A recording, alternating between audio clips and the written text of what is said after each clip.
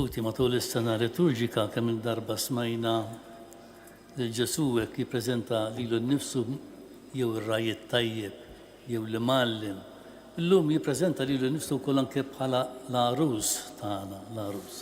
Però din l-idea tal-erusija ta' Alla magħna mhijiex hija biss illum, imma hija anke fl-Antik Testament kif smajna anke fl-ewwel qari tal-lum fejn belt abbandonata, poplu demoralizzat, u l-profeta jħabbar lil din il-belt li din se tinbidel is-sitwazzjoni tagħha, se tintela bil-ferħ.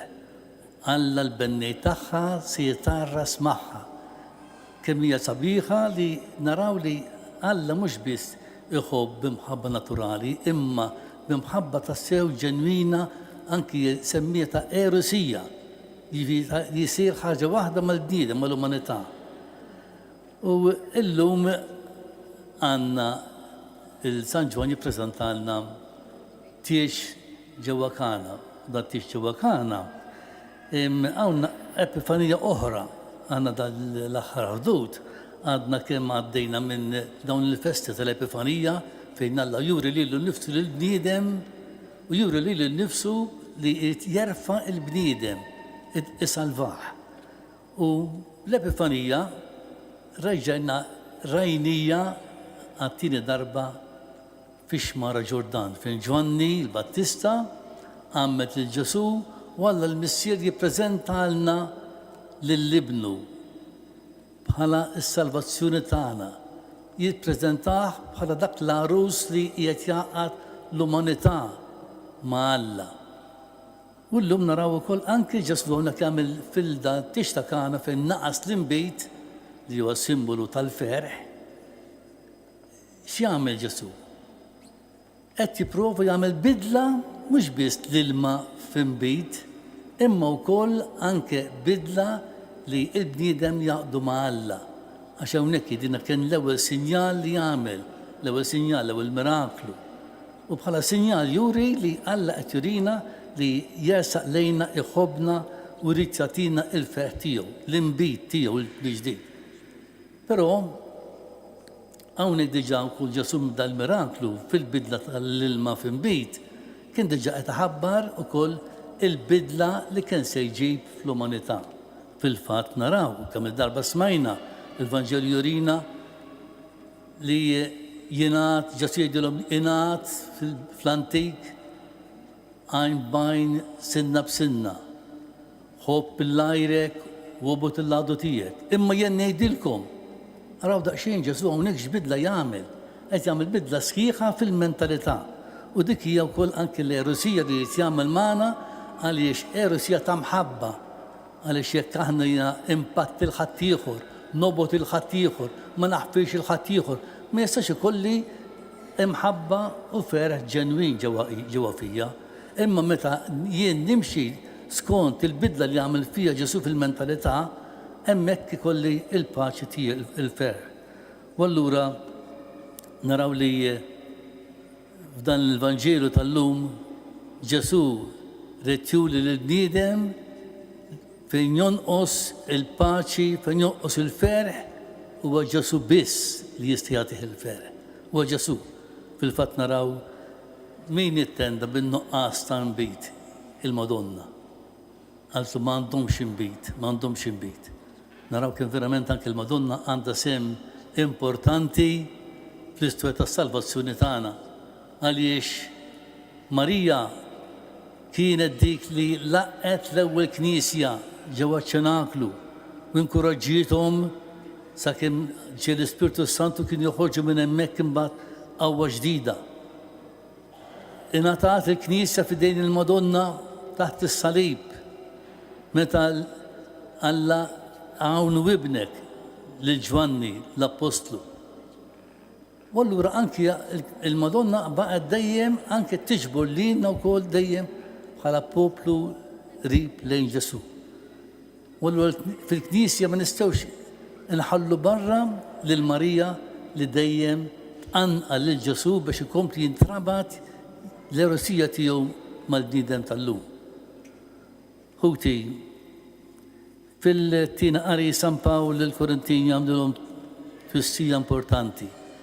Jgħidilhom li il-kol kemm aħna irċivejna xi don mingħand Alla. Il-kol kemm aħna. Għalina min għandu d-don tal-fidi, min għandu d-don tal-mirakli, min għandu d-don ta' hekk, però dejjem jgħid għal-ġid tal-komunità, għal-ġid tal-komunità. Allora dak id-don li tagħna Alla, kulħadd minn kapaċi għal ħaġa minn kapaċi għal oħra, dan kollu biex nibnu il-Knisja il-komunità.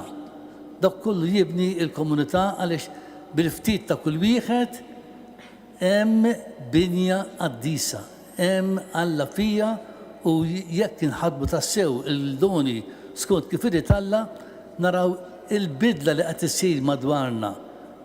Mhux il-bidla biss ilma f'inbit, imma l-bidla anke fil-mentalità tal-bniedem. Kemm hija importanti. U allura nagħmel l-aħħar riflessjoni jiena llum qiegħed hawnhekk noflok l-isqof biex jiftaħ di żjara pastorali hawnhekk fil-parroċċja tagħkom. U għalfejn ġej l-isqof, għalfejn ġej. Naħseb kif intom tafu li l-isqof dejjem iġor f'subgħih iċ-ċurkett.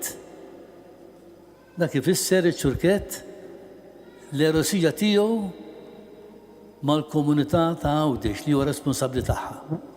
U għalhekk l-isqof ma jistax jabbanduna l-komunità, ma jistax ma jħobbx il-komunità, ma jistax l-erosija tiegħu mal-komunità ma ġġawlux jessaq lejn il-komunità.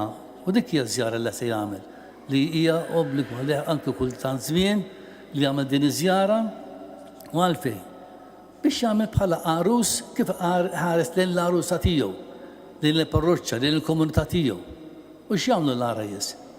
Iħarsu lejn xulxin, jħobbu l-xulxin, jidħlu fil-mentalità ta' xulxin, ikollhom ħseb wieħed, jagħmlu pjan wieħed għall-ħajja, bħalma jagħmel anke l-isqof bejnuna tal-oħrajn li jagħmel pjanijiet pastorali għall-komunità tiegħu. Il-Papa l-istess qed nagħmlu din il-ġublew tat-tama xi fisser dan? Li qed jorina li aħna l-kol kemm aħna nagħmlu nimxu mill-istess pjan li toffrilna l-Knisja. Għadu kemm seħħ is-sinodu, xi fisser is-sinodu? Mixja flimkien fil-Knisja. U dik hija l-erosija kontinwa li Kristu jagħmel mal-poplu tiegħu, permezz tal-Knisja, permezz tal-Papa u permezz tal-isqof tagħna. U allura l-isqof ġej hawnhekk biex ikompli jinkoraġġina li ma nitbedux mill-għarus tagħna. Jinkoraġġina biex aħna nkunu attivi fil-komunità tagħna, biex jinkoraġġina li dak id-don li semmina San Pawl fit-tiena qari tal-lum ma nħalluhomx mitfunin, imma jkunu forġa li jagħtu ħajja fil-komunità. Fil-komunità u fil-parroċċja hemm bżonn tad-doni ta' kulħadd, ta' kulħadd. Għax kulħadd għandu x'jagħti, kulħadd. It-tfal, iż-żgħażagħ, il-kbar, ix-xjuħ, anke l-morda għandhom x'jagħtu anke wkoll minn ġas-soda tagħhom tal-mart. Kulħadd għandu x'jagħti. U allura importanti li aħna wkoll anke din il-ġimgħa tkun ġimgħa ta' inkoraġġiment, tkun ġimgħa biex ngħid x'irid minni Alla. X'irid minni permezz ta' di żjara, x'irid jgħid li l-isqof fisem Alla, fejn irid jarrasni. U allura ntolbu minn Ġesu b'mod partikolari f'din l-Ewkaristija mqazza biex kemm jista' jkun di l-ġimgħa tkun ġimgħa li verament poġġina fuq saqajna, poġġina wkoll idejna fuq il-kuxjenza tagħna x'hemm moħbi fina li tagħni Alla m'iniex qed nużah għal ġid tal-komunità. Għalhekk kienu tolbu minn Ġesu f'din l-Ewkaristija li verament anke noħorġu minn hawnhekk bimbi ġdid, mentalità ġdida.